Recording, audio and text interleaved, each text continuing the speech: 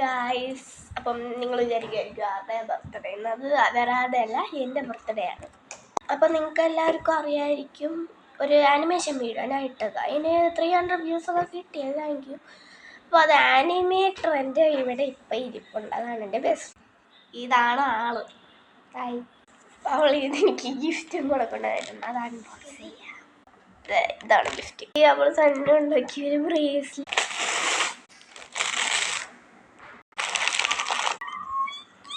എന്തുവാ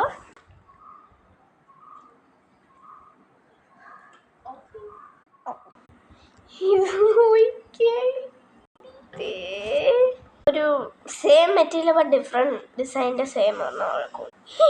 സാധനങ്ങളൊന്നും ബുഷ്, ഇത് 4 ബുഷ്, 4 പിന്നെയും 2 ബുഷ്, ഈ ഒരു ക്ലിപ്പ്, വാച്ച്, ഒരു ക്ലോക്ക്.